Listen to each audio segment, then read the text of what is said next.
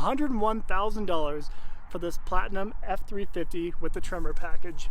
Yikes. So I would certainly go new if you're going to try to buy a Ram, because you can expect that great discount and a great incentivized interest rate. Buying a used Ram, the best way I could describe it is like crapping your pants and then changing your shirt. Doesn't make a whole lot of sense. That Ford F-150 down here, the whole lineup of them, that's technically America's best-selling pickup truck. It doesn't look like it from here. Many manufacturers outsourcing production to cheaper labor countries, and they still hike the price tag up. Personally, I wouldn't be too bothered if they moved production entirely to Mexico and if we saw those savings. And how has this not flown off the shelf? This here is a Sierra EV Edition 1. The price tag is going to blow your mind, but you get a 0% interest rate for 60 months. They want dang near 100 grand for it. This same exact truck used to be 30 grand just a few years ago. What gives? Hey YouTube, Untamed here. So we have talked about the car market crash of 2025 a couple of different times here on the channel. In today's video, I'm going to hone in on truck sales. What have truck sales look like here in 2024, and what do we expect to see moving forward into 2025? There are huge discounts to be had right now if you were to go to any dealership, whether it's Toyota, Nissan, GM, Ram, even Chevy. You go anywhere right now, you can expect a tremendous savings and an awesome incentivized interest rate. So in today's video, I'm going to provide new stats, facts, and figures that really paint a picture of what next year is going to look like for us as we teeter into 2025 here. So stick with me. Now, you can't talk about terrible truck sales without bringing up the Toyota Tundra. So I'm purposely going to start here with you guys. We have all seen and heard about the Toyota safety recall for the Toyota Tundra in particular, where they left debris within the engine bay during a production of over 100,000 units, right? And that is causing main crankshaft bearing issues. That's not an issue for the majority of the Tundras hitting the lots right now. What is the issue is the black eye that gave the company, right? People cannot buy a brand new Tundra with any level of peace of mind. And when you combine that with the fact that they put a 3.5 liter twin turbo V6 underneath the hood, and now soon they will likely be moving these to Mexico for production. There's talks of that now. So that's another thorn in the side of it. But most importantly is the price tags here. So all of these actually in front of me right here in this lineup here are SR5s. All these SR5s are in the mid to low 60s. SR5s, all right? That's kind of the bare bones base model. I found the cheapest one. It is right here. So you can tell you got the alloy wheels on this particular example. This is the most affordable bare bones example. And even then, they want over 55 grand for it. Kind of crazy, huh? And none of these have the hybridized iForce Max, which actually brings up the price tag quite a bit. But the rest of them here with the fancier wheels anyway, well, that brings up the price tag of over 64 grand for the vast majority of them. But you get cool wheels, how about that?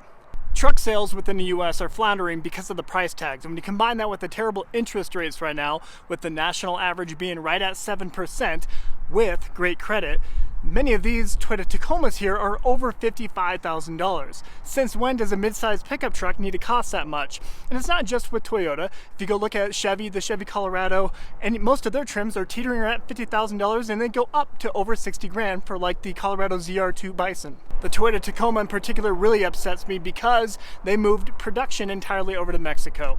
And that is just an example of many manufacturers outsourcing production to cheaper labor countries, and they still hike the price tag up. Personally, I wouldn't be too bothered if they moved production entirely to Mexico and if we saw those savings. So if we saw the savings that they see, which is over 80% savings in labor costs alone, if they carried those savings over to the price of the vehicle, I wouldn't be too upset about it. But instead, they still hiked up the price over 25% more compared to the previous generation just last year.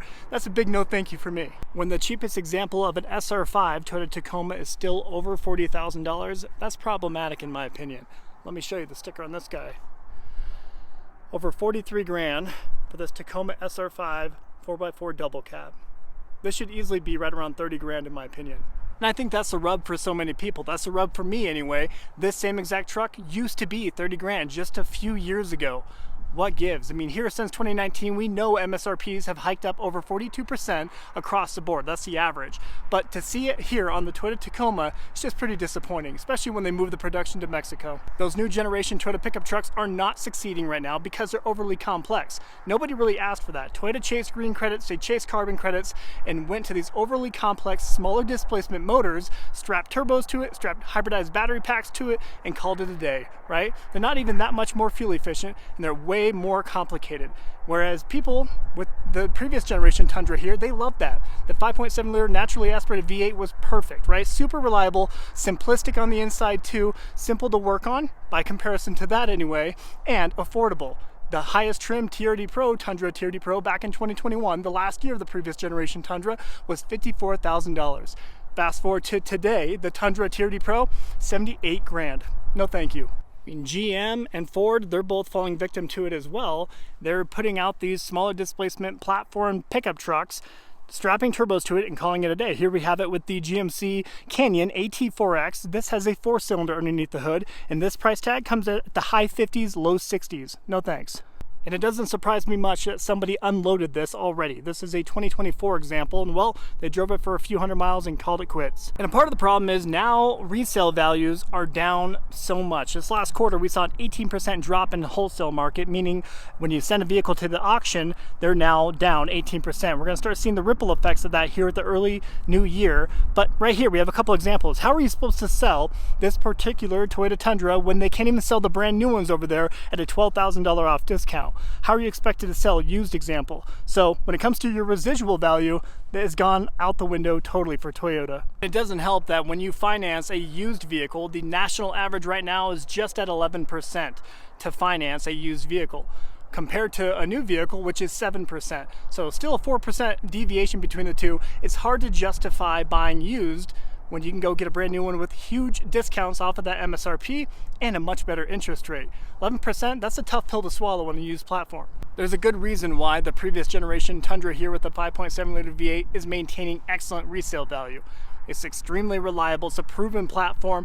The price tags were realistic when they were new back in 2021, but now people just want this. They long for the days of these old archaic platforms, but at least you have some peace of mind when you drive it. Go check it out. Go look at a 2021 Toyota Tundra TRD Pro. Try to find one with less than 50,000 miles on it for less than 50 grand. Good luck.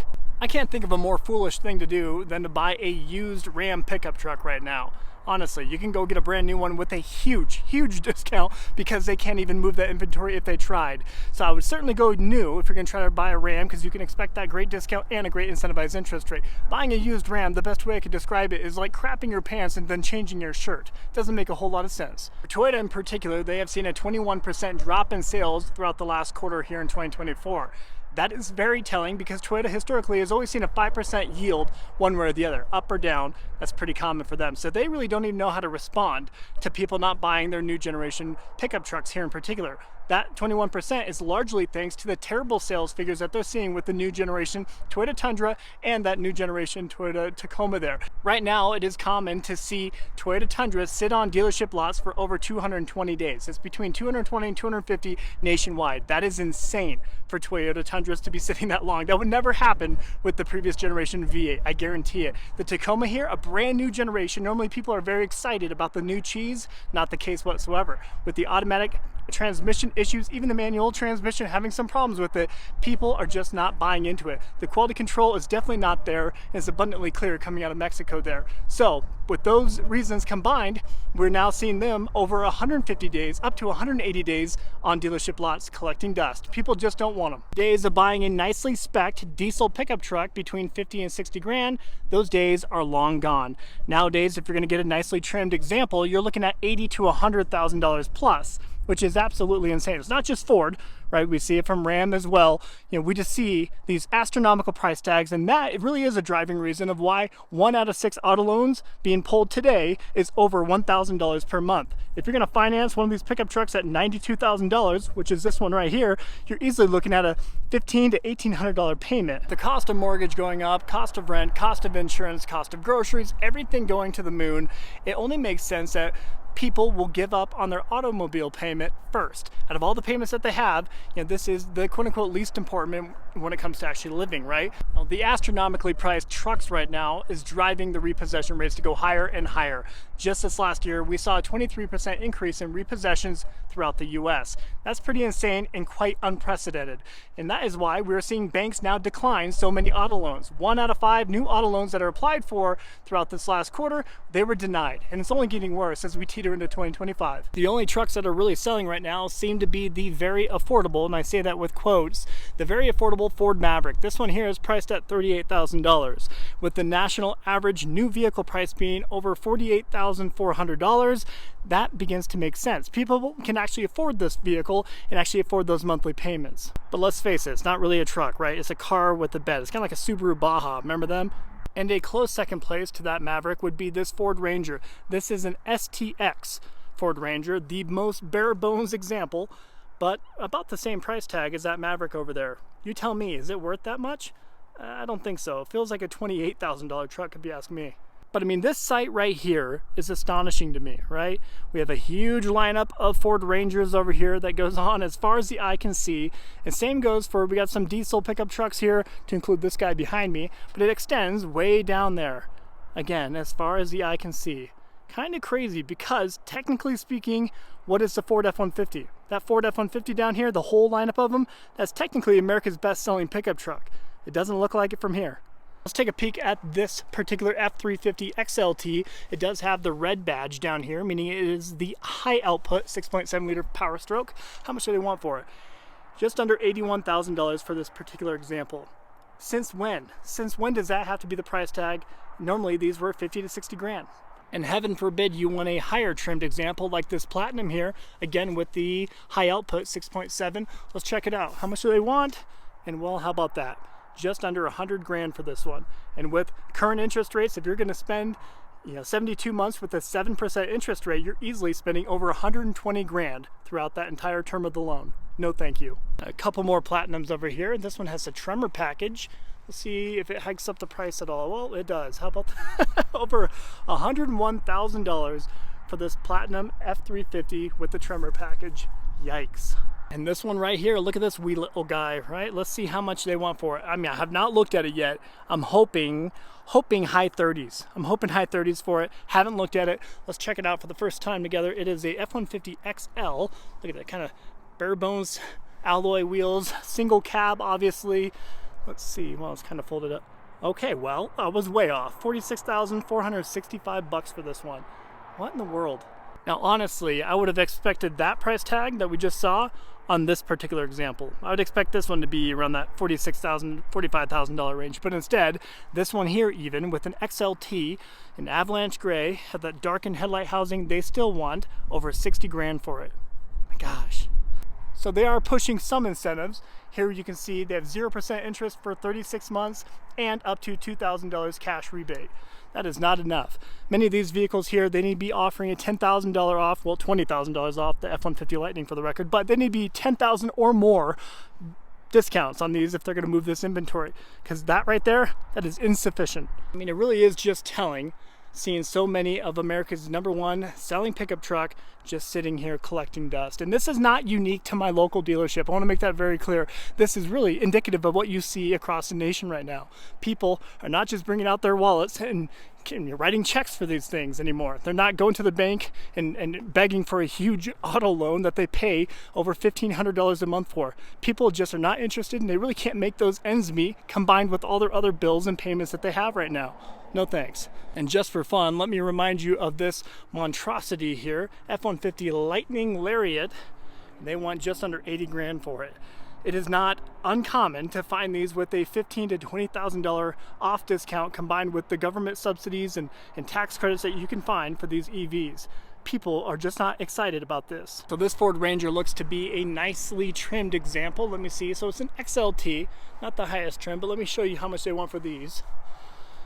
$46,000 and some change. That right there really should be, well-equipped F-150 in my opinion. But nope, here you get the Ranger for it. I think it takes a very special buyer for this F-250 Black Widow edition here, because when you run the VIN number, it just shows an F-250 Lariat. It doesn't show the additional $8,000 or however much it is with the wheels and tires. $8,000, I say that with quotes. Wheel and tire package, the lift kit, all the additional little trim bits and pieces that they put on with the Black Widow here. The bank doesn't see that. All they see is an F-250 Lariat, so they're going to have a hard time paying an inflated loan for this. So that becomes another struggle for the dealerships here. Another big difficulty would be is selling lightly used examples now, because like we just saw over there with a huge lineup of Ford Rangers, they can't even sell those with huge discounts right now. How are they supposed to sell a lightly used example, right? They have to slash the price even more than what they're doing on the new examples, and enough to justify getting over the higher interest rate that you're likely going to get with a used vehicle. Like I mentioned, that national average right now on a used vehicle is 11% APR. And throughout the last few years, you would never find a desirable trimmed pickup truck just sitting on a dealership lot like this. This is a 2020 Ford F-150 Raptor, and this right here would have normally flown off the shelf. But this one here has been here for a few weeks, couple of price cuts. People are just unable to buy these vehicles, even at a decent price tag. But combined with that terrible interest rate, people just can't afford it. You know, the brands that are struggling the most right now are the brands that have historically relied much on their pickup truck sales. Like we see it from Ford in particular. Like I mentioned, that F-150, that's America's #1 selling pickup truck. Well, they're struggling very bad right now. GM actually has a pretty diversified portfolio, and it doesn't just rely on pickup trucks, but even they, much of their poor sales that are happening right now is largely thanks to their higher priced, higher trim pickups. They just don't want it. Americans want a more simplistic example, something more bare bones, and most importantly, affordable, right? These higher trimmed examples is where the manufacturer, the dealerships actually make the most money. When the higher spec, the higher trim, the more bells and whistles that are within it, the more larger that profit margin is for the dealer. Even with huge discounts and incentivized interest rates, they can't move vehicles like this. This is quote unquote a desirable trim, the GMC 1500 Sierra AT4X. But look at that, over $85,000. That's just out of reach for most people. People do not want to pay that kind of coin for their pickup. At the end of the day, people are just not interested in getting slapped with mortgage-size payments for their pickup truck. These two examples right here, we have a $90,000 right here, AT4X, this Denali heavy duty, over 95 grand. That's a big no thank you for most people nowadays. And the list goes on. I would honestly argue that the average sale price, or asking price I should say, of all this entire lineup here is over $85,000. Pretty insane. You know, you're starting to see advertised discounts with $6,000 off and a 3.9% interest rate, but that, I would argue, is far from what we need to be at. You need to be at least double, maybe even triple that discount with that same interest rate. look at this thing. Interesting color though, how about that? Hummer EV. 9,000 pounds of pure dog. Even GMC's affordable examples over here, quote unquote affordable examples, many of these are still well over 60 grand, teetering towards 70,000. No thanks. And how has this not flown off the shelf? This here is a Sierra EV Edition 1. The price tag is going to blow your mind, but you get a 0% interest rate for 60 months. Doesn't get much better than that anyway, and hopefully you're going to be able to see it, but they want dang near 100 grand for it. Absolutely insane. Even Honda's bumping into some reputation issues lately, but their Honda Ridgeline here, I would still argue, is still wildly overpriced. You get a little bit more of a peace of mind with the V6 underneath the hood, but this particular one is the only one on this entire dealership lot. It's an indicator anyway that they are selling this inventory, but the price tag, $49,000 and some change. Still wildly overpriced for a mid-sized pickup truck. Admittedly, I actually have a soft spot for Nissan pickup trucks, right? You still have a naturally aspirated 3.8 liter V6 underneath the hood of the Nissan Frontier, and you have the 5.6 liter V8, naturally aspirated V8 underneath the hood of the Nissan Titan over there. But unfortunately, we all know, we've all heard it lately, Honda is likely going to consume Nissan moving forward, or a merger is taking place. They're having conversations of it now. Nissan as a brand has struggled tremendously as of the last couple of years here. Over half of the dealerships are losing money month to month, which is terrible, right? But because of that, we see Honda having those conversations now with them. But it is not thanks to the sales of the Frontier. In fact, once they introduced that new Toyota Tacoma over there, the 4th generation with the 4-banger underneath the hood, sales of the Nissan Frontier have actually spiked upward a little bit. Same goes for the Nissan Titan. People want that simplicity and reliability, and the price tags are kind of doable, especially when you compare them to the new Toyotas over there. For example, this one here, a 2024 Nissan Frontier Pro 4X, the top of the line trim of the Nissan Frontier is now down to $39,000. It was at 43 and some change. It says or a 2.9% interest rate. I would argue that you could easily get both that great interest rate and even a few $1,000s below that if you were to buy it today. For the record, it's all the vehicles in this side of the dealership lot that are hindering the brand. All of this nonsense. Over here, well, I think with these alone, the brand could have stood afloat. But nope, all that other stuff is serving as an anchor. We all know that Stellantis at large has had a very difficult year. They've lost nearly 50% of their share stock price since the beginning of the year, which is why it shouldn't come as a big surprise that we are seeing over 25,000 unsold Ram pickup trucks throughout the US right now. That is staggering, especially when you consider the fact that most of them have been sitting on dealership lots for over 460 days. Over 460 days unsold, collecting dust, almost a year and a half. So if you're trying to get a great deal on a pickup, Ram is probably the best bet. You can go there and negotiate under invoice if it means making a deal. I'm sure they'll work with you, and if they don't, well, drive up the road to the next Ram dealership. Hopefully somebody will work with you. Ram has really lost its great reputation over the years, and Stellantis is really eyeballing which of their 14 brands underneath their umbrella they want to discount or get rid of moving forward. By 2026, they will have identified one or two of the brands, whether it's Ram, Jeep, Chrysler, Fiat, whatever it is, and they're going to try to cut and trim their fat. Well, Ram isn't looking so hot anyway. We bump into a similar issue here with GM. Many of these Chevy Colorados behind me have a 4-cylinder underneath the hood, and their prices are well over 50 grand. Especially here on this ZR2 Bison, we have a price tag of 61,000 and some change. Absolutely absurd. And well, spending that kind of money, anywhere near that kind of money with a 4-banger underneath the hood doesn't make a whole lot of sense, and truck people aren't interested in that. Truck people want simplicity and a truck that they can pop the hood and actually work on. You can't really do it so much with these things anymore.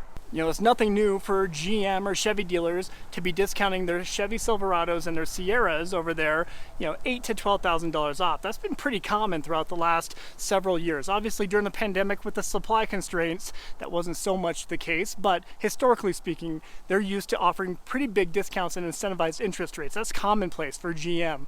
Not so much with Toyota. So Toyota is new grounds for it. So although you can get $8,000 to $12,000 off pretty easily on most of these Chevy pickup trucks with an incentivized interest rate, I would still wager that that is not worth it, right? You need to be getting at least 15% below invoice if it means actually making a deal right now. If dealerships want to stay afloat and actually clear off this inventory, they need to get creative, and they actually need to take a loss. And I would argue that the dealerships that take that loss sooner than later are the dealerships that are actually going to succeed moving forward and not go bankrupt.